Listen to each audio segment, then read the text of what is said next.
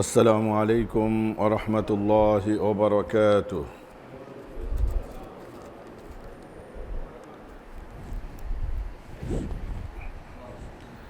إن الحمد لله نحمده ونستعينه ونستغفره ونؤمن به ونتوكل عليه ونعوذ بالله من شرور أنفسنا ومن سيئات أعمالنا. من يهده الله فلا مضل له ومن يضلل فلن تجد له وليا مرشدا. ونشهد أن لا إله إلا الله وحده لا شريك له ونشهد أن سيدنا ونبينا وعظيمنا وشفيعنا وحبيبنا ومولانا محمد أرسله الله بالحق بشيرا ونذيرا وداعيا إلى الله بإذنه وسراجا منيرا. ثم أما بعد، فيقول الله سبحانه وتعالى بعد أعوذ بالله من الشيطان الرجيم بسم الله الرحمن الرحيم. يا أيها الناس اعبدوا ربكم الذي خلقكم والذين من قبلكم لعلكم تتقون. الذي جعل لكم الأرض فراشا والسماء بناء وأنزل من السماء ماء فأخرج به من الثمرات رزقا لكم فلا تجعلوا لله أندادا وأنتم تعلمون. صدق الله العلي العظيم. সম্মানিত দিন দরদি মুসলমান ও ভাই বোনেরা, আমরা যে আয়াতটি আজকে তেলাওয়াত করলাম বা শুনলাম, এটি হলো সূরাতুল বাকারার 21 এবং 22তম আয়াত আমরা তেলাওয়াত করলাম এবং শুনলাম। আল্লাহ সুবহানাহু ওয়া তাআলা প্রত্যেকটি আয়াতের মাঝে লিংক রেখেছেন। পবিত্র কোরআনের আয়াতগুলো, সূরাগুলো একটার সাথে আরেকটা লিংক আছে। পরের আয়াতের সাথে কি লিংক, আগের আয়াতের সাথে কি লিংক, এটি না বুঝলে অনেক সময় পবিত্র কোরআন বোঝা যায় না। যেমন সূরাতুল কুরাইশ নামে একটি সূরা আছে, লিইলাফি কুরাইশিন ইলাফিহিম রিহলাতাশ শিতাই ওয়াস সাইফ। এই সূরাটি পূর্বের সূরা সূরাতুল ফিলের সঙ্গে সম্পৃক্ত। সূরাতুল ফিল যদি না জানে কেউ, তাহলে সূরাতুল কুরাইশের অর্থ হৃদয়ঙ্গম করতে পারবে না। একে বলা হয়, তাফসীরের পরিভাষায় বলা হয় হলো আয়াতের মাঝে মুনাসাবাত তথা সামঞ্জস্যতা। তো এই আয়াতের সঙ্গে পূর্বের আয়াতগুলোর কি সামঞ্জস্যতা রয়েছে? পূর্বের 20টি আয়াতে আল্লাহ সুবহানাহু ওয়া তাআলা মানুষদের 3 প্রকার, বিশ্বাসের দিক দিয়ে, আমলের দিক দিয়ে, আকীদার দিক দিয়ে মানুষ যে 3 প্রকার, সেই 3 প্রকারের মানুষের অবস্থা বর্ণনা করেছেন। সে 3 প্রকার কি ছিল? প্রথম ছিল কাফেরদের, প্রথম ছিল মোমেনদের আলোচনা, এরপরে ছিল কাফেরদের আলোচনা। 2 আয়াতে শেষ করেছেন। আর 13টি আয়াতে আল্লাহ সুবহানাহু ওয়া তাআলা মুনাফিকদের আলোচনা করেছেন। এরপরে আল্লাহ সুবহানাহু ওয়া তাআলা একথাও সেখানে বর্ণনা করছেন যে ঈমান, কুফর এবং নিফাক তথা মুনাফিকের মাধ্যমে মানুষের মাঝে কি পরিবর্তন আসে, এবং আল্লাহ সুবহানাহু ওয়া তাআলার কাছে কে ভাগ্যবান বলে বিবেচিত হয় আর কে দুরাচারী হিসেবে আল্লাহর কাছে বিবেচিত হয়, সেই আলোচনা আল্লাহ সুবহানাহু ওয়া তাআলা করেছেন। সাথে সাথে মুনাফিকদের চাঞ্চল্যকর 2টি দৃষ্টান্তও দিয়েছেন। এই মানুষের তিন প্রকারের আলোচনা করার পরে তিন প্রকারের মানুষকে সম্বোধন করে আল্লাহ সুবহানাহু ওয়া তাআলা কোরআনের যে মূল নীতি, কোরআনের যে মূল শিক্ষা, সেই মূল শিক্ষা এবং নীতির দিকে আহ্বান করছেন। কোরআনের মূল নীতি এবং শিক্ষাটা কি? সেটি হলো একত্ববাদে বিশ্বাসী হয়ে এক আল্লাহ সুবহানাহু ওয়া তাআলার ইবাদত বন্দেগী করা। প্রথমে হলো একত্ববাদে বিশ্বাসী হওয়া লাগবে, এরপরে আল্লাহ সুবহানাহু ওয়া তাআলার ইবাদত বন্দেগী করা লাগবে। ইবাদত করলাম কিন্তু একত্ববাদে বিশ্বাসী না, তাহলে এই ইবাদতের কোনো মূল্য নাই। অনেক ধর্মের মানুষ দুনিয়াতে রোজা রাখে, ইহুদি ধর্মের মানুষরা রোজা পালন করে, হিন্দু ধর্মের মানুষরাও রোজা পালন করে, যদিও রোজার পদ্ধতি, সিয়ামের পদ্ধতি ভিন্নতর, কিন্তু তারাও কিন্তু রোজা রাখে। কিন্তু তাদের ঈমান না থাকার কারণে এই রোজা কোনো ধরনের উপকারে আসে না। আমরা যেমন যাকাত দেই, ইহুদি ধর্মেও যাকাত আছে, বরং হলো অনেক কঠিন শর্তের যাকাত। আমাদের যাকাতের পার্সেন্টেজ কত মুসলমানদের? 2.5%, 2.5%। ইহুদি ধর্মের যাকাতের পার্সেন্টেজ হলো 10%। যাদের যাকাতের বিধিনিষেধ হলো, পার্সেন্টেজ হলো 10%, তারা 90% মানুষ যাকাত দিয়ে থাকে। আর যাদের যাকাতের পার্সেন্টেজ হলো 2.5%, তাদের 90% যাকাত দেয় না। তাহলে তারা যে যাকাত আদায় করছে, এই যাকাত দিয়ে তাদের কোনো বেনিফিট হবে না। কারণ হলো কি? ঈমান নাই। অনুরূপভাবে আকীদা বিশ্বাস সহি আছে, কিন্তু আমল নাই। আল্লাহর তাওহীদের বিশ্বাসে কোনো কমতি নাই, বিশ্বাসের মাঝে কোনো ত্রুটি বিচ্যুতি খুঁত নেই, কিন্তু কোন ধরনের বিশ্বাস অনুযায়ী আমল করে না। এই ধরনের বিশ্বাসও মানুষকে সরাসরি জান্নাতে নেওয়ার জন্য যথেষ্ট না। সেই ব্যক্তি একটি দীর্ঘ সময় বা সার্টেন টাইম জাহান্নামের শাস্তি ভোগ করার পরে তিনি জান্নাতের আশা করতে পারেন। তাহলে শুধুমাত্র আকীদা বিশ্বাসের বিশুদ্ধতাই এটাই যেমন নাজাত পাওয়ার জন্য যথেষ্ট নয়, অনুরূপভাবে আকীদা বিশ্বাসের সাথে যদি আমল না থাকে, জান্নাতে যাওয়ার যেমন সুযোগ নাই, তেমনি আমল করলাম কিন্তু আকীদা বিশ্বাস ভালো না, সেখানেও জান্নাতে যাওয়ার কোনো সুযোগ নাই। এই জন্য এই তিন গ্রুপের মানুষকেই আগের 20টি আয়াতে যে আল্লাহ সুবহানাহু ওয়া তাআলা তিন গ্রুপের মানুষকে সম্বোধন করেছেন, তিন গ্রুপের মানুষের মাঝে পার্থক্য তুলে ধরেছেন, তিন গ্রুপের মানুষের আকীদা বিশ্বাসের কথা তুলে ধরেছেন, তিন গ্রুপের মানুষের পরিণাম সম্পর্কেও আল্লাহ সুবহানাহু ওয়া তাআলা বর্ণনা করেছেন। মুমিনদের পরিণাম কি?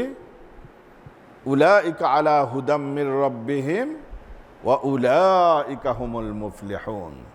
এরাই একমাত্র হেদায়েতের উপর প্রতিষ্ঠিত, ওয়া উলাইকা হুমুল মুফলিহুন, এবং এরাই কিয়ামতের দিন সফল কাম হবে, পরিণামগতভাবে সফল কাম হবে এরা। কাফেরদের পরিণাম কি বর্ণনা করেছেন আল্লাহ পাক? খতামাল্লাহু আলা কুলুবিহিম ওয়া আলা সামঈহিম ওয়া আলা আবসারিহিম গিশাওয়া ওয়া লাহুম আযাবুন আযীম। তাদের জন্য রয়েছে কঠিন শাস্তি। আর মুনাফিকদের সম্পর্কে আল্লাহ সুবহানাহু ওয়া তাআলা বলেন, আল্লাহু ইস্তাহজিউ বিহিম ওয়ায়ামুদ্দুহুম ফি তুগয়ানিহিম ইয়ামাহুন। আল্লাহ তাদের এই ক্রিটিসিজমের উপরে, আল্লাহ সুবহানাহু ওয়া তাআলা তাদের এই উপহাস ঠাট্টা বিদ্রূপের উপরে,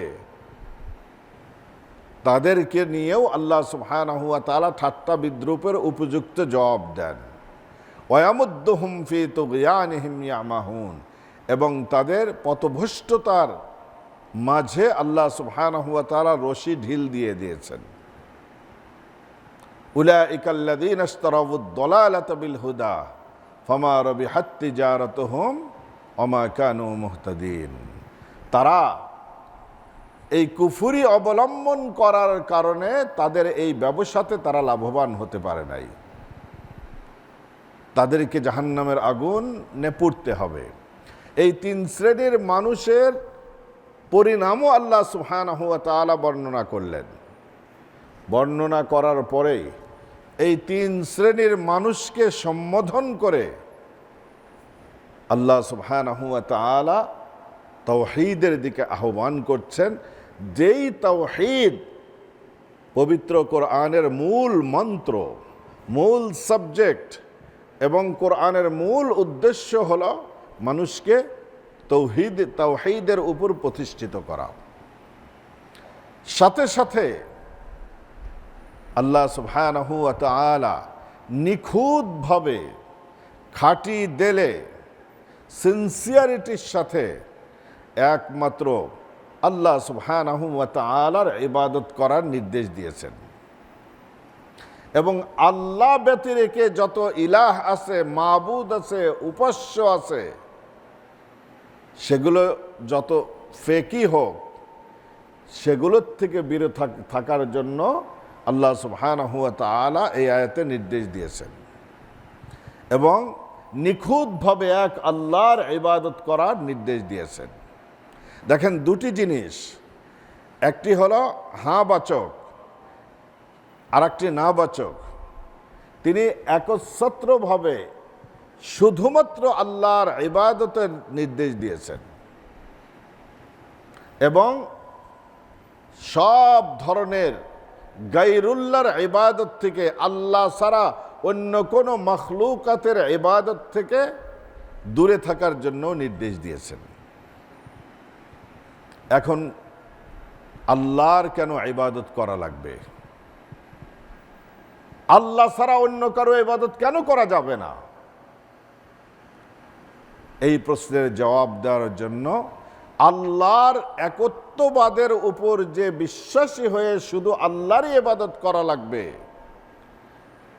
এইটার যুক্তিযুক্ত উপযুক্ত প্রমাণ আল্লাহ সুবহানাহু ওয়া তাআলা এই আয়াতে তুলে ধরেছেন, যে কেন আল্লাহর ইবাদত করা লাগবে, আল্লাহ ছাড়া কারো ইবাদত কেন করা যাবে না, তার উপযুক্ত প্রমাণও এই আয়াতে আল্লাহ সুবহানাহু ওয়া তাআলা তুলে ধরেছেন।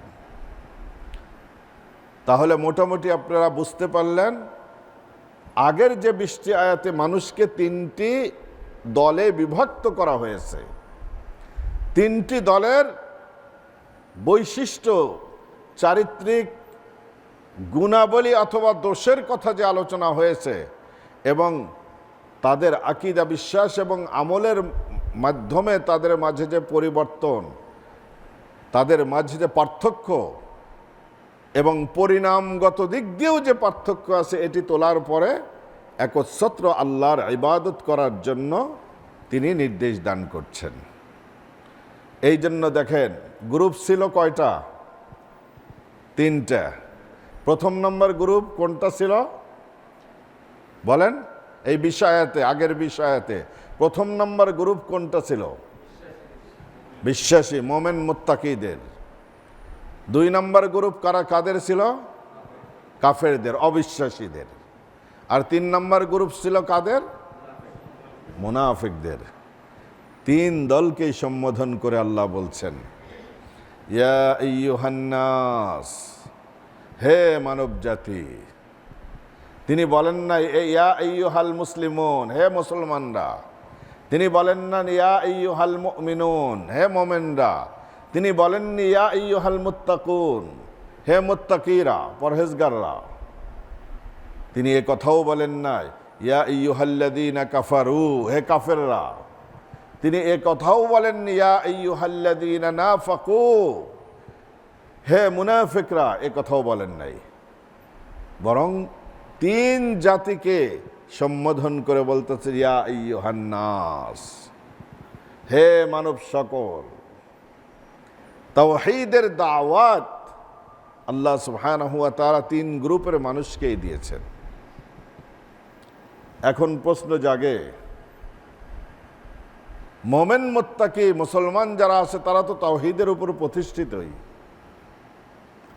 তাওহীদের কম বেশি যাই হোক বিশ্বাস, তাওহীদের উপর তো প্রতিষ্ঠিতই আছে তারা। তাহলে তাদেরকে সম্বোধন করার দরকার কি ছিল? ইয়া আইয়ুহাল্লাযীনা কাফারু বললেই হতো, হে কাফেররা। ইয়া আইয়ুহাল্লাযীনা নাফাকু, হে মুনাফিকরা বললেই তো হতো। কারণ তাওহীদের দাওয়াত তো তাদেরকে দেওয়া লাগবে, মুসলমানকে কেন দেওয়া লাগবে? আল্লাহ সুবহানাহু ওয়া তাআলা মুসলমানদেরকে এই জন্য দাওয়াত দিচ্ছেন, হে মুসলমানরা, তোমরাও মানব জাতির অন্তর্ভুক্ত, তোমরা সাবধান, তাওহীদের মাঝে যেন কোনো ধরনের ভেজাল না ঢোকে, ত্রুটি বিচ্যুতি যেন না ঢোকে, অসামঞ্জস্যতা যেন না আসে, বরং খাঁটি তাওহীদের উপর বিশ্বাসী হও। এদিকে ইঙ্গিত করার জন্য আল্লাহ সুবহানাহু ওয়া তাআলা ইয়া আইয়ুহান নাস বলতেছেন। উ'বুদু রাব্বাকুম, উ'বুদু কমান্ডিং ভার্ব, সিগাতুল আমর দিয়া বলতেছেন, তোমরা ইবাদত করো কার? রব্বাকুম, তোমাদের রবের। তোমাদের রব ছাড়া আর কারো ইবাদত বন্দেগী করো না। ইবাদত কাকে বলা হয়? এটি হলো একটি চাঞ্চল্যকর প্রশ্ন। আমরা সারা দিন তসবিহ পড়ি, আরে ইবাদত বন্দেগী করেন, ইবাদত বন্দেগী করেন, ইবাদত বন্দেগী নাই। ইবাদত কাকে বলে? ইবাদত বলা হয় যে নিজের অন্তরে কারো মোহাব্বত, ভীতি, মহত্ব জাগ্রত রেখে সকল প্রকার আনুগত্য এবং তাবেদারি করার নাম হলো ইবাদত। কারো অন্তরের মাঝে কারো পূর্ণাঙ্গ মহত্ব, ভীতি, সম্মান সব কিছু বজায় রেখে তার পূর্ণাঙ্গ তাবেদারি এবং আনুগত্যে নিয়োগ থাকা এবং তার কোনো ধরনের অবাধ্যতা না করা, এর নাম হলো ইবাদত বলা হয়। তাফসীরে রূহুল বায়ানে এই ব্যাখ্যা করা হয়েছে ইবাদতের। তাহলে এখানে দুটি দিক। এক নম্বর হলো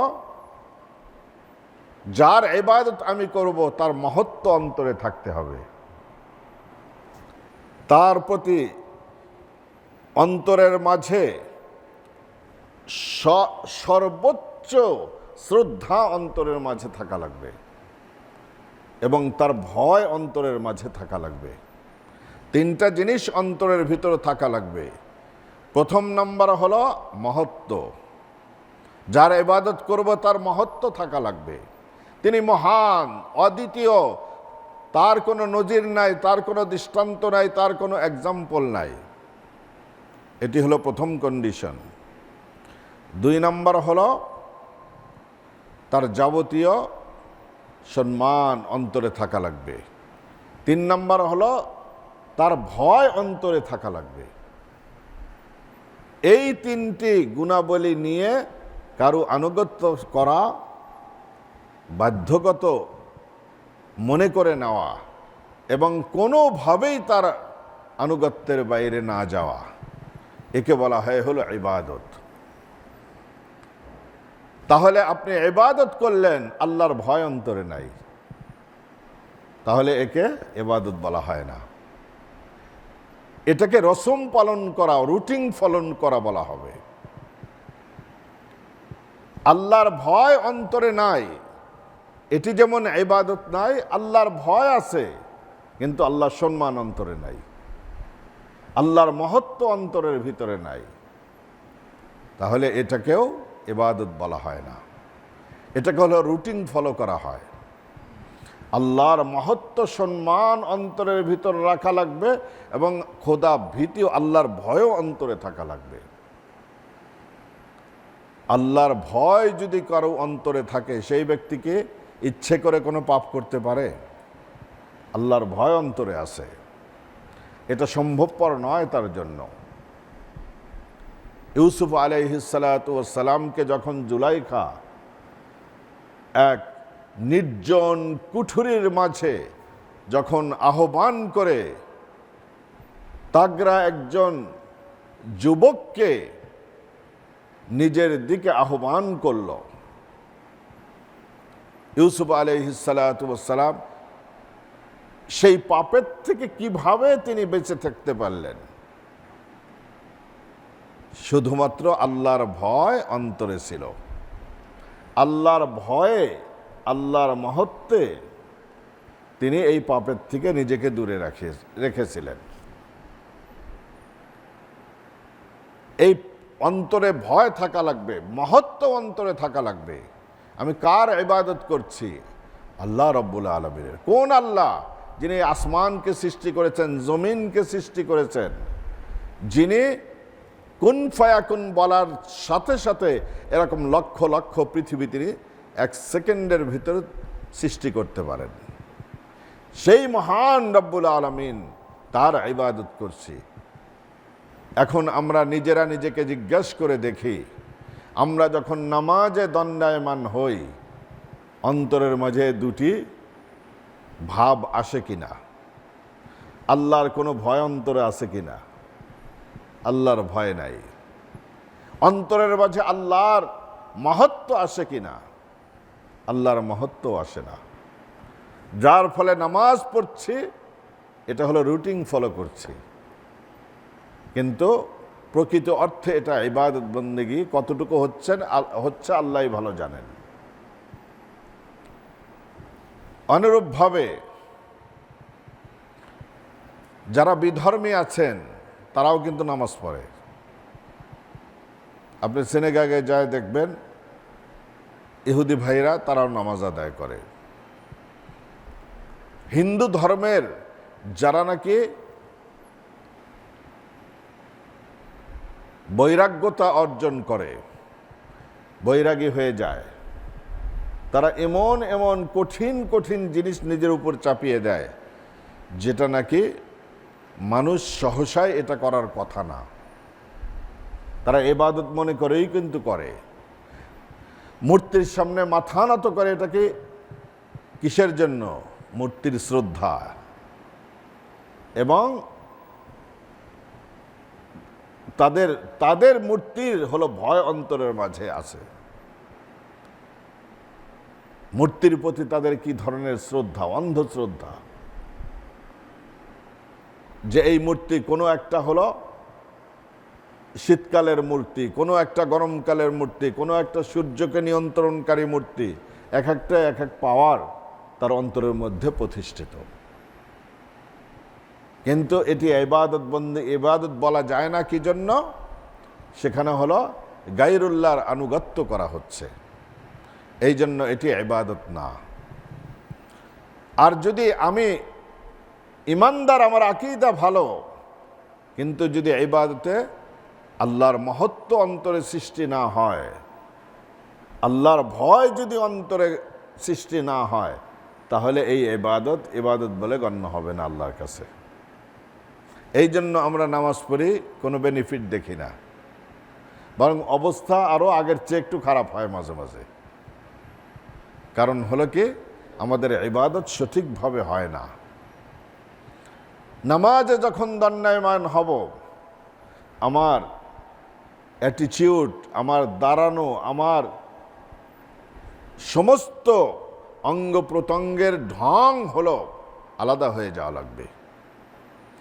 আল্লাহর ভয় যেন প্রস্ফুটিত হয়ে যায়, আল্লাহর ভয় যেন আমার মাঝে দৃশ্যত হয়ে যায়, আল্লাহর মহত্ব যেন ফুটে ওঠে, তাহলে সেই নামাজই হবে আসল নামাজ। ইয়া আইয়ুহান নাস উবুদু রব্বাকুম, কার ইবাদত করবে? তোমাদের রবের। কারণ কি?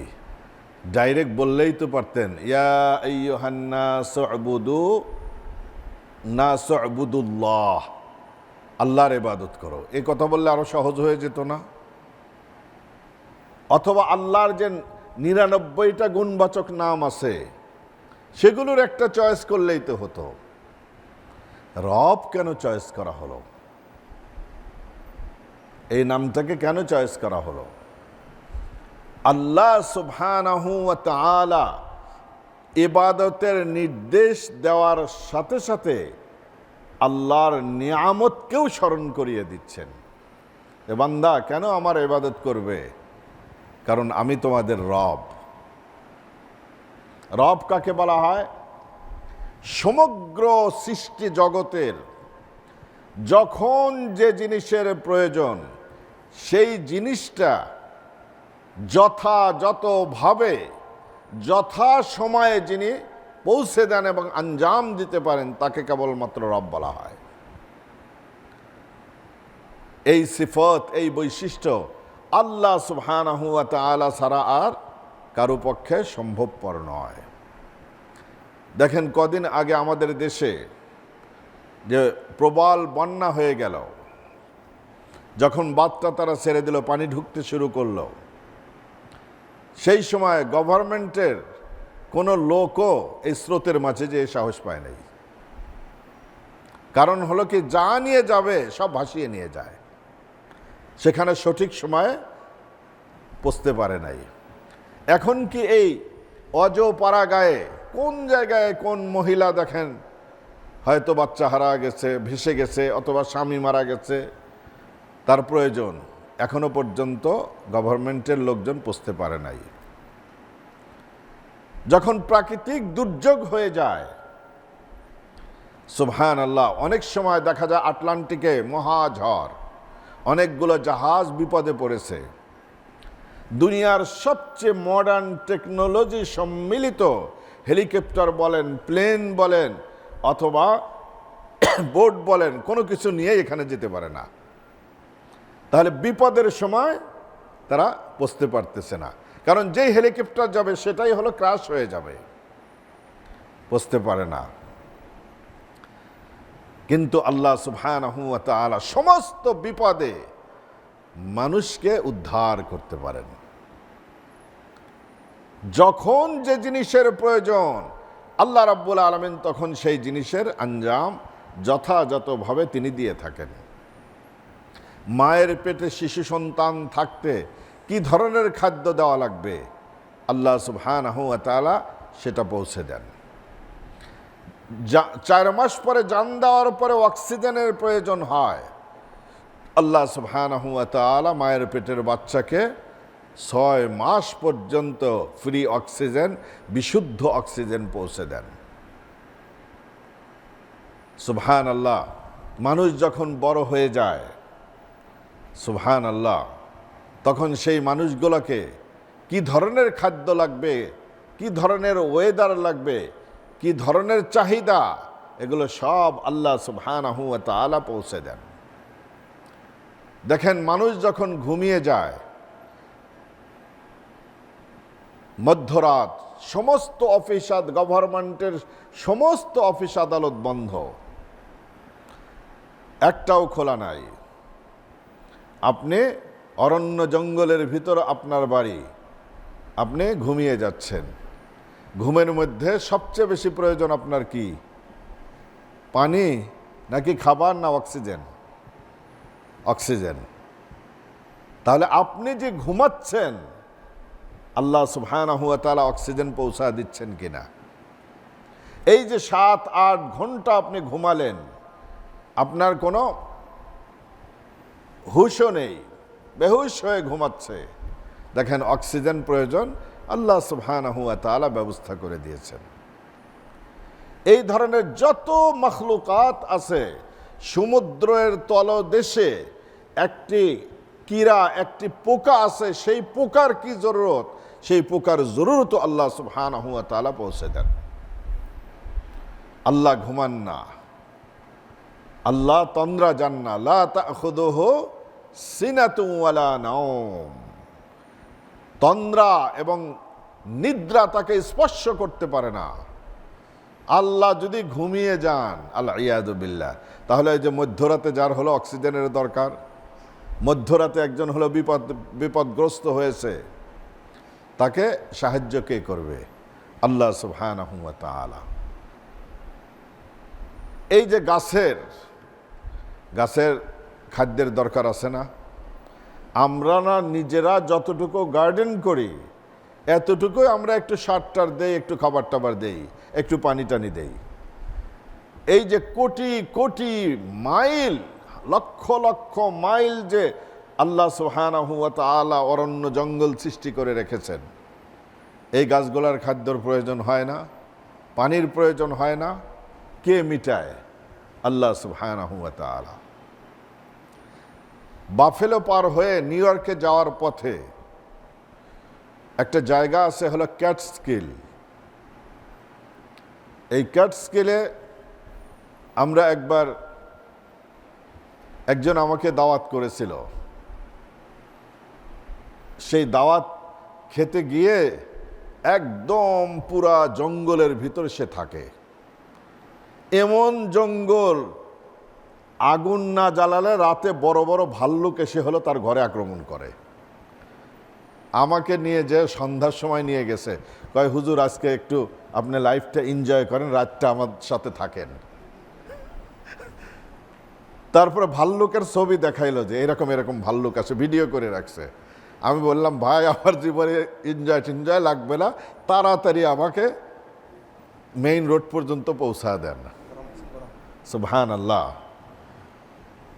সেখানে যে দেখি পাহাড়ের ৭,৫০০ ফুট উঁচায়, সেই ৭,৫০০ ফুট উঁচাতে পানির ঝর্ণা, বিশুদ্ধ পানি। চিন্তা করলাম যে এখানে এই পানির কি দরকার। এরপরে বুঝতে পারলাম আল্লাহ সুবহানাহু ওয়া তাআলার কত জীব জানোয়াররা এখানে বসবাস করে। এই ভাল্লুক আছে, হরিণ আছে, সুবহানাল্লাহ, আরো কত ধরনের পরিচিত অপরিচিত প্রাণী সেখানে আছে। তাদের সমতল ভূমিতে ৭,৫০০ ফুট নেমে তাদের পানি পান করে আসা তাদের জন্যও কষ্টকর। এই জন্য আল্লাহ সুবহানাহু ওয়া তাআলা তাদের কষ্ট লাঘব করার জন্য পাহাড়ের উঁচাতেই আল্লাহ পানির ব্যবস্থা করে দিয়েছেন। তিমি মাছের আজ পর্যন্ত পৃথিবীতে যত প্রাণীর অস্তিত্ব পাওয়া গেছে, সন্ধান পাওয়া গেছে, তার মাঝে সবচেয়ে বড় প্রাণীর নাম হলো নীল তিমি। গালফ অফ আলাস্কাতে যদি আপনি ট্যুরে যান, জাহাজ নিয়ে ভিতরে গেলে আপনি নীল তিমির খেলা দেখতে পারবেন, কিন্তু হাইলি রিস্ক। সেখানে সি প্লেনও চলে, আইসবার্গ আছে, বিরাট বিরাট পাহাড়ের মতো আইসবার্গ। সি প্লেন দিয়ে নিয়ে যায়, সি প্লেন ল্যান্ড করে পানির ভিতরে, আবার পানির থেকে পানিটাই হলো তার রানওয়ে। আমার বড় শখ ছিল নীল তিমি দেখব। গালফ অফ আলাস্কাতে সি প্লেনে যাত্রী হয়ে গালফ অফ আলাস্কার ভিতরে গেলাম। প্লেন কেবল ল্যান্ডিং করেছে পানির উপরে, সুবহানাল্লাহ, আদার দিলে পরে যেভাবে চারিদিক থেকে মাছ একসাথে হয়, যেন নীল তিমি এইভাবে আসতে শুরু করেছে। পাইলট বড় অভিজ্ঞ ছিল, সে সাথে সাথে আবার প্লেন উঠা ফেলছে। নইলে তো যদি লেজ দিয়ে বাড়ি দেয় তো আমরা, সি প্লেন তো অনেক ছোট, এখানে সর্বোচ্চ হলো 7 জন বসা যায়, 7 জন 8 জন 9 জন 11 জন, এর বেশি না। সুবহানাল্লাহ। প্রতিদিন তার দেহের গঠন বাড়ে হলো 400 কেজি করে। 400 কেজি হলো প্রতিদিন তার দেহের গঠন বাড়ে। তাহলে এই মিস্টার নীল তিমির খাদ্যের প্রয়োজন কতটুকু? সুবহানাল্লাহ। এই খাদ্য কে যোগায়? আল্লাহ সুবহানাহু ওয়া তাআলা। খায় কি? নীল তিমির মেইন খাদ্য হলো পানির ভিতরে যে সমস্ত ব্যাকটেরিয়াগুলো আছে, সেই ব্যাকটেরিয়াগুলো সে পানিকে যখন টান দেয়, চুষে নেয়, তখন তার গলার কাছে ফিল্টার আছে, এই ফিল্টারে ব্যাকটেরিয়াগুলো আটকে যায়। এটাই হলো তার মেইন খাদ্য। নইলে যদি মাছ দেওয়া লাগতো এর খাদ্য হিসাবে, তাহলে সমুদ্রের মাছ সব এক মাসের মধ্যে শেষ করে ফেলতো। আল্লাহ সুবহানাহু ওয়া তাআলা দেখেন সমুদ্রের পানিকে আল্লাহ রিফাইন করার ব্যবস্থা করে দিয়েছেন নীলতিমি দিয়ে। আল্লাহ সুবহানাহু ওয়া তাআলা কত মহান। এই তিমি মাছের খাদ্য কে যোগায়? আল্লাহ সুবহানাহু ওয়া তাআলা। সমস্ত মখলুকাতের যখন যা প্রয়োজন আল্লাহ সুবহানাহু ওয়া তাআলা। ছোট বাচ্চা, মাও ঘুমাচ্ছে, বাপও ঘুমাচ্ছে, কিন্তু বাচ্চার তো অক্সিজেন দরকার। মা কি সব দুনিয়ার সমস্ত মা বাবা বাচ্চার নাকের সঙ্গে কৃত্রিম অক্সিজেনের তার জোড়া দিয়ে রেখেছে, পাইপ জোড়া দিয়ে রেখেছে? না। কে এই বাচ্চাকে অক্সিজেন দিচ্ছে? মাও ঘুমে, বাপও ঘুমে, দাদা দাদি নানা নানিও ঘুমে। কে অক্সিজেন দিচ্ছে? আল্লাহ সুবহানাহু ওয়া তাআলা। এইভাবে যিনি সমস্ত মখলুকাতের সমস্ত জরুরতকে যথাযথভাবে যথা সময়ে পৌঁছে দিতে পারেন। যদি অক্সিজেন নাক পর্যন্ত পৌঁছতে যদি 5 মিনিট ডিলে হয়, তাহলে কি হবে? দুনিয়ার কেউ বাঁচবে? তাহলে যথাযথভাবে পৌঁছা দিচ্ছেন কিনা? অক্সিজেনের সঙ্গে যদি বিষাক্ত কোনো কেমিক্যাল যদি পেটের ভিতরে যায়, তাহলে কি হবে? সুবহানাল্লাহ। সে সাথে সাথেই মারা যাবে। কেমিক্যাল ঢুকেছে শরীরের ভিতরে। তো আল্লাহ সুবহানাহু ওয়া তাআলা শুধু অক্সিজেনই দিচ্ছেন না, বরং এই অক্সিজেনকে বিশুদ্ধভাবে নাকের ভিতর দিয়ে আল্লাহ সুবহানাহু ওয়া তাআলা পৌঁছা দিচ্ছেন। ফাতাবারাকাল্লাহু আহসানুল খালিকিন। আল্লাহ সুবহানাহু ওয়া তাআলা কি উত্তম সৃষ্টিকারী। সেই জন্য রব হওয়ার যোগ্যতা একমাত্র আল্লাহরই আছে, আর কারো নাই। সেই জন্য আল্লাহ স্মরণ করা দিচ্ছে, বান্দা তোমাকে আমি কেন ইবাদত বন্দেগী আমার করতে বলছি? রব্বাকুম, তোমাদের রবের ইবাদত করো। যার নুন খাও তারই গুণ গাও। তোমার জন্ম, তোমার বেঁচে থাকা, তোমার বেড়ে ওঠা, তোমার এই জমিনে পদাচরণ করা, তোমার সমস্ত জরুরত আমি আল্লাহ সুবহানাহু ওয়া তাআলা পৌঁছে দেই তোমাকে। সুতরাং তুমি তোমার রবেরই ইবাদত করো। ইয়া আইয়ুহান নাস, হে মানুষেরা, হে মুসলমান, হে খ্রিস্টান, হে ইহুদি, হে হিন্দু, হে বৌদ্ধ, হে খ্রিস্টান, উ'বুদু রাব্বাকুম, তোমাদের রবেরই ইবাদত করো। কারণ হলো তার দয়ার উপরে তোমরা বেঁচে আছো। তিনিই তোমাদেরকে সৃষ্টি করেছেন। উ'বুদু রাব্বাকুম ইয়া আইয়ুহান নাস উ'বুদু রাব্বাকুমুল্লাযী খালাকাকুম। তোমাদের ওই রব খালাকাকুম, যিনি তোমাকে সৃষ্টি করেছেন। তাহলে তোমার স্রষ্টা। ওয়াল্লাযীনা মিন ক্বাবলিকুম, এবং তোমাদের পূর্বে যত মানুষ দুনিয়াতে আসছে তাদেরও তিনিই সৃষ্টি করেছেন। দেখুন, আমরা পিতা মাতাকে কেন সম্মান করি?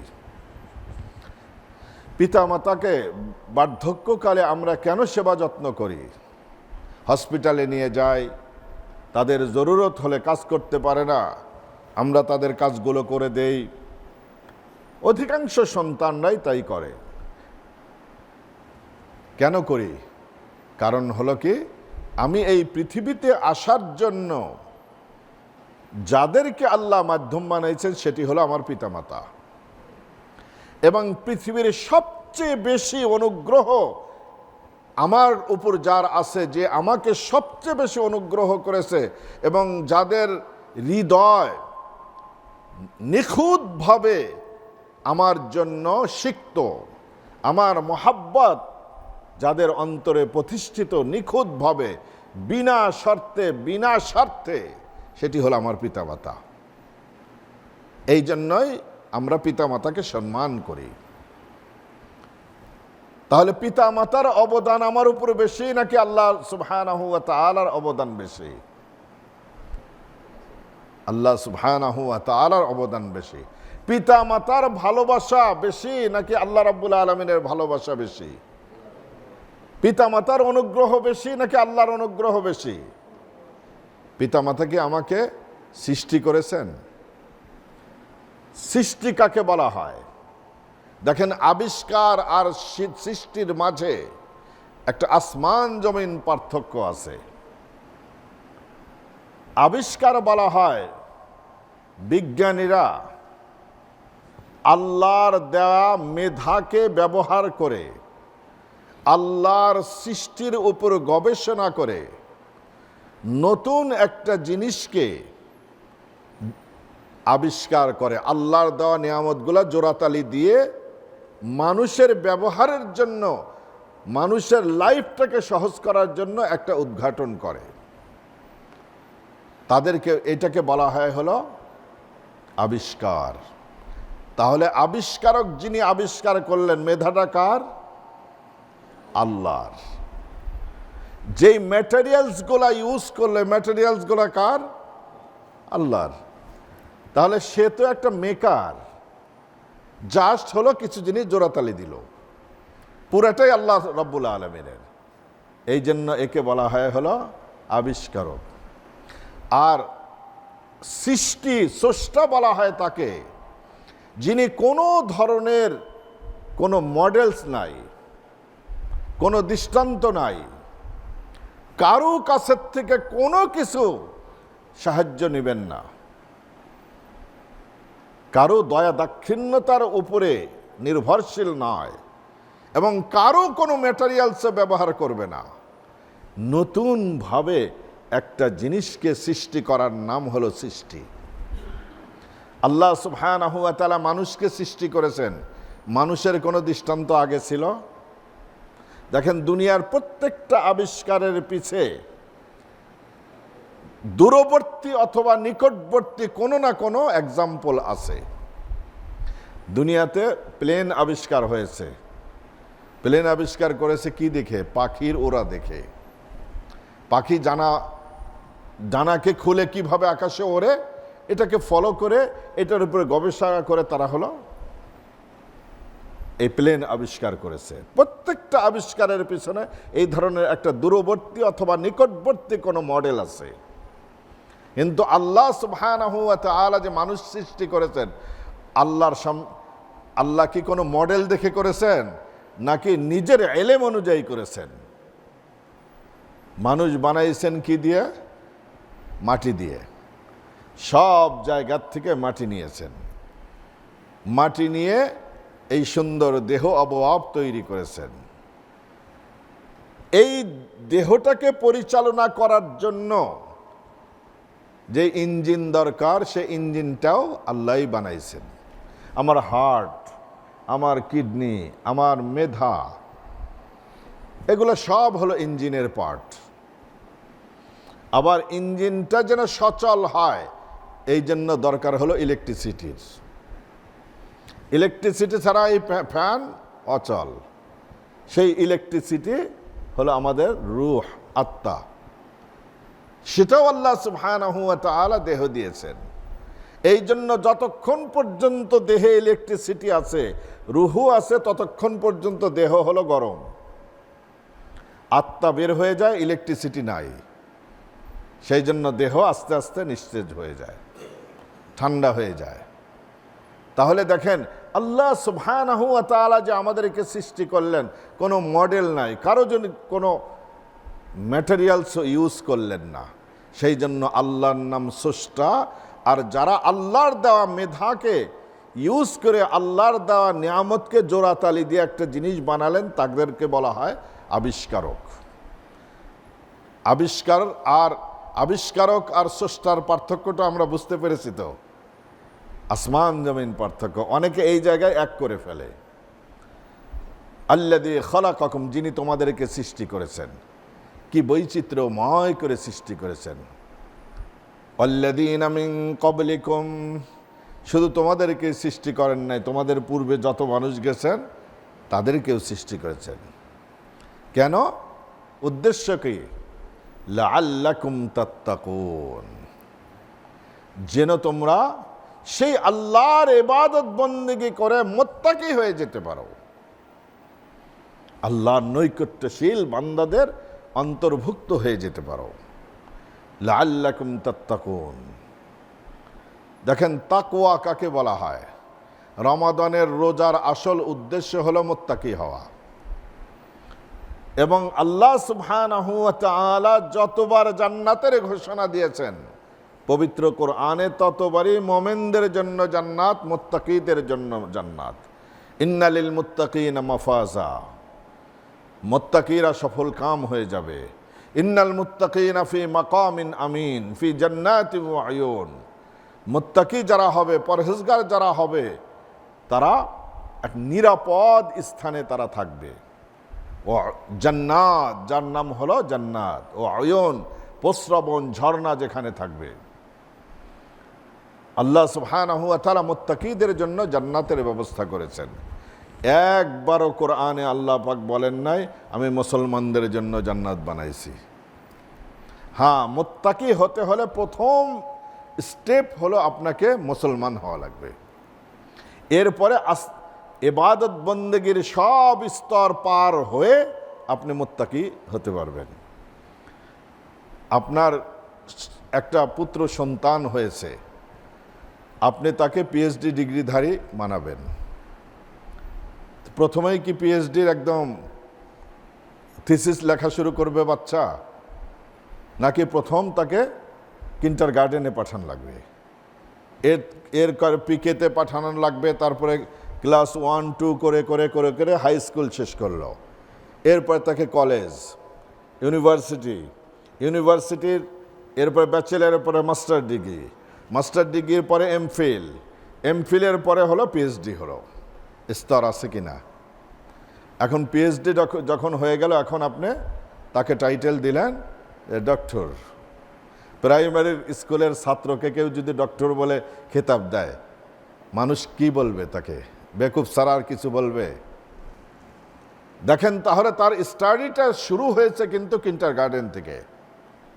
মুত্তাকি হওয়ার জন্য কিন্ডারগার্টেন হলো মুসলমান হওয়া। মুসলমানের ওই শ্রেণীতে ভর্তি হয়ে এরপরে আস্তে নামাজ, রোজা, হজ, যাকাত, এগুলো সব এক একটা ক্লাস পার হবেন, আর আপনি মুত্তাকি হওয়ার ক্লাস পর্যন্ত এগিয়ে যাচ্ছেন। আপনি যখন মুত্তাকি হয়ে গেলেন, এখন আপনার জন্য জান্নাতের ঘোষণা, এখন আপনার জন্য আল্লাহর বড় বড় নিয়ামত আল্লাহ পাক দান করবেন। শুধুমাত্র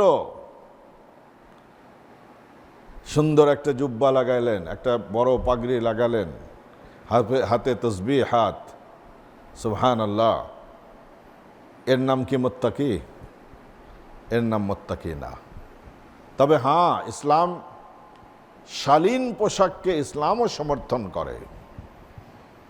যেই পোশাকে মানুষকে মুসলমান বলে মানুষ চিনতে পারে, এরকম পোশাক ইসলাম সমর্থন করে। এগুলোকে ইনসাল করার, পাগড়িকে ইনসাল করার কোনো সুযোগ নাই, ইসলামী পোশাককে ইনসাল করার কোনো সুযোগ নাই, তসবিহাতকে ইনসাল করার কোনো সুযোগ নাই। তবে তাকওয়ার আসল জায়গা হলো দিল। আত্তাকওয়া হা হুনা, আত্তাকওয়া হা হুনা, আত্তাকওয়া হা হুনা। নবী আলাইহিস সালাতু ওয়াস সালাম 3 বার নিজের হৃদয়ের দিকে ইঙ্গিত করে, বুকের দিকে ইঙ্গিত করে বলেছেন তাকওয়ার জায়গা এইটা, তাকওয়ার জায়গা এইটা, তাকওয়ার জায়গা হলো এইটা। বাহ্যিক রূপরেখার নাম তাকওয়া না। হযরত আলী রাদিয়াল্লাহু তাআলা আনহু তিনি ব্যাখ্যা করেছেন, 4টা বৈশিষ্ট্য যেই মুসলমানের মধ্যে আছে সেই মুসলমান হলো মুত্তাকি। কয়টা বৈশিষ্ট্য? 4টা। আল খাউফু মিনাল জালিল, আল্লাহর ভয় অন্তরে থাকা। আল্লাহর ভয় অন্তরে থাকলে সে জেনা করতে পারে, মদ খেতে পারে, ঘুষ খেতে পারে, সুদ খেতে পারে, ডাকাতি করতে পারে, চুরি করতে পারে, একদম ব্যাংক লুট করে বিদেশে পাচার করতে পারে, জনগণের সব কিছু লুট করে বিদেশে পাচার করতে পারে। আল্লাহর ভয় অন্তর থাকলে এটা সম্ভবপর নয়।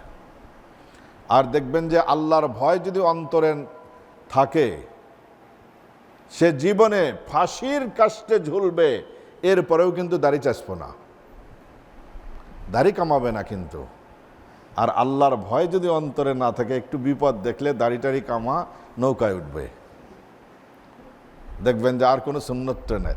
এই দাড়ি কি আল্লাহর রসুলের জন্য রাখা হয়েছিল, নাকি এই দাড়ি দিয়া হলো চুরি করা বেশি যায় এই জন্য রাখা হয়েছিল? এক লোক, এটা একটা গল্প, গ্রাম্য এরিয়াতে একজন ধান চাউল যাই বিক্রি করে, ফসল বিক্রি করে, ওজনে কম দেয়, মানুষের কাছে বিক্রি।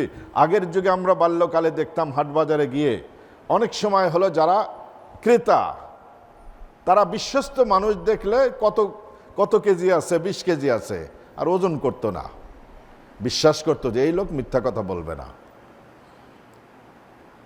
তো এই লোক এরকম ওজনে কম দেওয়ার অভ্যাস, ছেলেমেয়েরা লজ্জিত হয়ে যায়, মানুষের কাছে ছোট হতে হয়, সেই জন্য ছেলেমেয়েরা জোর করে তাকে হজে পাঠাইছে। হজ থেকে আসার পরে এখন আরও বেশি হলো ফাঁকি দেওয়া শুরু করছে। তারপরে কোনো এক সময় ধরা পড়ে গেছে, লোকজন বলে যে আপনি হাজি সাহেব হজ করে আসার পরে এগুলো? সে বলতেছে, আরে হজ করে আসা তো আরো সুবিধা হয়েছে, আগে লোকজন হলো যাই ওজন টোজন করতো, এখন হাজি বলে কেউ ওজন করে না। তাহলে মুত্তাকি হয়েছে নাকি আরো বড় দুষ্ট হয়েছে? সেই জন্য বাহ্যিক রূপরেখার নাম তাকওয়া, পরহেজগারি। তবে ভিতরে তাকওয়া থাকলে এর বহিঃপ্রকাশ বাইরেও ঘটে, এটা বাহিরে ঘটবেই। একটা মানুষের ভিতরে যদি ভদ্রতা থাকে, এই ভদ্রতা তার কথার মধ্যে ফুটে উঠবে, তার আচরণে ফুটে উঠবে, তার ব্যবহারে ফুটে উঠবে। আর যদি সে অভদ্র হয়ে থাকে, তার কথাতে অভদ্রতা ফুটে উঠবে, তার আচরণে অভদ্রতা ফুটে উঠবে, ভিতরের জিনিস বাইরে ফুটে ওঠে। তাকওয়া পরহেজগারি যদি ভিতরে থাকে, তাহলে তার সেই মুত্তাকি হওয়ার ভাব তার কথাতে বের হয়ে আসবে, তার আচার আচরণে বের হয়ে আসবে। খোদা ভীতি প্রথম নম্বর। ওয়াল আমালু বিত-তানজিল, কোরআন এবং সুন্নাহর উপর পূর্ণ আমলদার হওয়া লাগবে। একটা সুন্নাতও ছাড়বে না, একটা ফরায়েজকে ছাড়বে না, কোনো ওয়াজিবাতকে সে ছাড়বে না। ওয়াল আমালু বিত-তানজিল আর রিদা বিল কলিল, আল্লাহ যা দিচ্ছে তার উপর সন্তুষ্ট থাকবে। গরিব হলেও আলহামদুলিল্লাহ, ধনী হলেও আলহামদুলিল্লাহ, খাইলেও আলহামদুলিল্লাহ, না খাইলেও আলহামদুলিল্লাহ। কাগজ হয়েছে আলহামদুলিল্লাহ, হয় নাই আলহামদুলিল্লাহ। সর্ব অবস্থায় আল্লাহর উপর খুশি থাকবে। এটা কিন্তু ইজি জিনিস না, এই গুণ অন্তরে আনা এটা ইজি জিনিস না। সর্ব অবস্থায় আলহামদুলিল্লাহ বলা, সুবহানাল্লাহ। আমার এক টিচার ছিলেন, তিনি হাদিস পড়াতেন, মাওলানা মুজিবুর রহমান রহমাতুল্লাহ আলাই। বহু সময় আমি বগুড়া জামিল মাদ্রাসায় আমার আলেম কোর্স স্টার্ট করেছিলাম। মাদ্রাসার পুকুরের সামনে বিরাট ঘাট ছিল, আমরা সেই ঘাটে নিজেদের কাপড় নিজ হাতে পরিষ্কার করতাম, কাচতাম। অনেক সময় তিনি কিন্তু মুহাদ্দিস মাদ্রাসার, তার বড় ভাইয়ের নাম ছিল আমার নামের নাম। আমি কাপড় ধুচ্ছি, হুজুর আইসা কয় বড় ভাই আমাকে দেন, আমি কেচে দেই। তারপর ছেলেরা বোর্ডিংয়ে লাইন ধরে খেতে হতো, টিচারদের জন্য তো কোনো লাইন নাই, টিচাররা কেন লাইন ধরবে? উনি এসে ছাত্রদের লাইনে একদম পিছিয়ে দাঁড়া যেত, হাজার বললেও উনি সামনে যাইতেন না। এরকম মুত্তাকি মানুষ ছিলেন। খুব দরিদ্র ছিল, খুবই দরিদ্র, এক্সট্রিমলি পোর। কিন্তু ওনাকে যদি কিছু জিজ্ঞেস করা যেত, উনি জোরে বলতেন আলহামদুলিল্লাহ, এই পৃথিবীতে যদি কেউ সুখী হয় সেটা আল্লাহ আমাকে সুখী রাখছেন। সুবহানাল্লাহ। আল্লাহ যেন ওনার কবরকে জান্নাতের নূর দিয়ে আল্লাহ ভরপুর করে দেন। এরকম পরহেজগার মানুষ দুনিয়াতে খুবই কম। এই জন্য আল্লাহ যা ভাগ্যে রেখেছে সেটাই সন্তুষ্ট থাকা। আর আল ইস্তিদাদ লিয়াউমির রাহিল, এই দুনিয়ার জীবন একমাত্র জীবন নয় ভাই। এই জীবনটা কয়দিনের? খুব ক্ষণস্থায়ী জীবন। মানুষের পাওয়ার যেমন ক্ষণস্থায়ী, ধনদৌলত ক্ষণস্থায়ী। সমকালীন বাংলাদেশে আপনারা দেখতেছেন না, 1000 কোটি টাকার মালিক আজকে হলো রাস্তার ফকির, কিচ্ছু নাই। সুবহানাল্লাহ। সাধারণ একটা অশিক্ষিত মানুষের যে মর্যাদা আছে তারও সে মর্যাদাটুকু নাই। যার মর্যাদা নাই তার আর কি থাকে? দুনিয়ার ইতিহাসে 300 জন এমপির 300 জন যে করাপ্টেড হয়, দুনিয়ার ইতিহাসে মনে হয় এরকম নজির নাই। আর 300 জন এমপি যে একসাথে পলায়, এটারও দুনিয়ার ইতিহাসে কোনো নজির নাই। এই বিগত সরকার বহু দৃষ্টান্ত দুনিয়াবাসীর কাছে কিন্তু রেখে গেল। তারা এগুলো নিয়ে দেখবেন সিনেমা তৈরি হবে, হলিউডে মুভি হবে এটা নিয়ে। এগুলো নিয়ে দেখবেন যে বহু যুগ যুগ পর্যন্ত আলোচনায় থাকবে, ইতিহাস হয়ে থাকবে এগুলো। এবং দুনিয়ার ইতিহাসে এত পুকুর চুরি কেউ করেছে, কোনো সরকার করেছে না, এটারও হলো নজির খুব কম।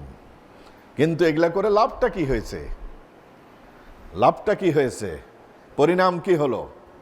দুনিয়াতে লাহুম ফিদ দুনিয়া খিজিয়ুন, দুনিয়ার জীবনে জিল্লতির চরমে পৌঁছে গেছে তারা। ওয়ালাহুম ফিল আখিরাতি আযাবুন আযীম, যদি তওবা তিল্লা না করে খাঁটি মুমিন হয়ে না মারা যায় তাহলে চিরস্থায়ী শাস্তি ভোগ করা লাগবে। দুনিয়াও গেল, আখিরাতও গেল, দুইটাই গেল ভাইরা। সেই জন্য কোনো কিছু চিরস্থায়ী হয় না। আখিরাতের জিন্দেগিটা হলো চিরস্থায়ী।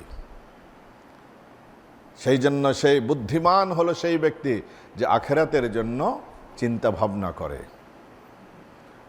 দুনিয়ার জিন্দেগিতে কয় দেশ বদলান, আমারই তো কয়েক দেশ বদলান হয়ে গেছে। বাংলাদেশে জন্মগ্রহণ করেছি, এরপরে ইজিপ্টে গেলাম, সেখান থেকে কিছুদিন সৌদিতে ছিলাম, এরপরে সেখান থেকে আমেরিকায় গেলাম, আমেরিকার থেকে এখানে, এখন সামনে হয়তো কবরে। দেখেন ছোট জিন্দগিতে কত কিছু হয়ে গেল, কিন্তু কবরে যে লোক শুয়ে আছে, কতদিন হলো শুয়ে আছে, আর কতদিন আরও শুয়ে থাকা লাগবে চিন্তা করে দেখেছি আমরা। সুবহানাল্লাহ, এটা চিন্তার বিষয়। 2 সপ্তাহ আগে আমি টেনেসি গিয়েছিলাম আমার তালই সাহেবকে দাফন করার জন্য। টেনেসির নিয়ম হলো তারা বক্সে করে কবর দেয় না, তারা হলো মাটির মধ্যে কবর দেয়। মাটির মধ্যে কবর দিতে গেলে আপনি কাফনের কাপড়টা নষ্ট হয়ে যাবে, এই জন্য কাফনের উপর দিয়ে বড় একটা পলিথিন পেঁচা দেয়, সাধারণ পলিথিন, এটা কোনো দামি পলিথিন না। ইউএস একটা পলিথিন বের করেছে যেটার মধ্যে ডেড বডি উঠিয়ে যদি এটাকে পাম্প করে দেওয়া যায় তাহলে 1 বছর 2 বছর 3 বছর পর্যন্ত কোনো মেডিসিন ছাড়াই এই ডেড বডি ঠিক থাকবে। ইরাকে যখন সৈনিকরা মারা যাচ্ছিল তখন এই সৈনিকদের দেহকে অক্ষতভাবে ইউএসএ এসে দাফন করার জন্য এই পলিথিন তারা আবিষ্কার করেছিল। এটা এখন মার্কেটে আসে নাই। সেই জন্য সাধারণ পলিথিন, কত বড় ডাক্তার ছিলেন তিনি, সুবহানাল্লাহ, দিনদারও ছিলেন। তাকে যখন কবর দিলাম তখন কাফনের উপর দিয়ে পলিথিন পেঁচানো। সুবহানাল্লাহ, টেনেসিতে তার কয়েকটা বাড়ি, একটা বাড়ি 4 মিলিয়নের উপর দাম। দেখেন কত টাকা পয়সা, ব্যাংক ব্যালেন্স নাকি আরও ইন্ডিয়াতে ব্যাংক ব্যালেন্স আছে, বাংলাদেশে আছে, আরও কোথায় কোথায় বললো এগুলা। দেখেন এত কিছু থাকার পরেও পলিথিন গায়ে দিয়ে কবরে গেল। কি লাভ এই টাকা পয়সা দিয়ে? সেই জন্য ভাইরা, আল্লাহর রাস্তায় কিছু, আল্লাহ যদি আমাকে দিয়ে থাকে, আল্লাহর রাস্তায় কিছু দান করে যান। নিজের ভবিষ্যৎ নিজেই চিন্তা করে যাবেন। পত্রিকা আপনারা দেখেছিলেন, ঢাকাতে, আমাদের দেশে তো প্রথা আছে, গ্রাম দেশে এখন এগুলা উঠে যাচ্ছে, এগুলা বেদাত, যে মারা যাওয়ার 40 দিনের পরে বিরাট অনুষ্ঠান করে গরু টরু জবাই করে কয়েক গ্রামের মানুষ দাওয়াত করে খাওয়ায়। এই ভদ্রলোক নিজেই 10টা গরু জবাই করে সবাইকে খাওয়াইছে। লোকরা জিজ্ঞেস করেছে যে এটা কিসের খাওয়া, তখন বলল যে আমার 40টা। সব এটা যদি কৌতূহল, সবাই জিজ্ঞেস করে আপনি তো জিন্দা, তাহলে 40টা কেমনে হয়? কয় আমিও জানি আমি জিন্দা, ছেলেপেলের উপর একটু ভরসা নাই যে ওরা আমার 40টা করবে কিনা, এই জন্য নিজেরটা নিজেই করে থুয়ে গেলাম। দেখেন এক কথায় কিন্তু অর্থ ঠিক। সুবহানাল্লাহ, জিনিসটা এটা শরীয়ত সম্মত না, এটা অন্য জিনিস। সেই জন্য দেখেন ভাইরা, আপনি মনে করবেন না যে আপনার আমার ছেলে মেয়ে বংশধররা আমাদের জন্য কিছু করবে, কিচ্ছু করবে না। হাইওয়ের পাশে আপনার, আমি কসম করে বলতে, হাইওয়ের পাশে কবরস্থান, আপনি কবরের মধ্যে শুয়ে থাকবেন, ছেলে মেয়ে হাইওয়ের সামনে দিয়ে হলে ড্রাইভ করে যাবে, নেমে আপনার কবরও জিয়ারত করবে না, ইল্লা মাশা আল্লাহ, যদি 1-2 জন থাকে সেটা ব্যতিক্রম, মেজরিটি এইটা হবে।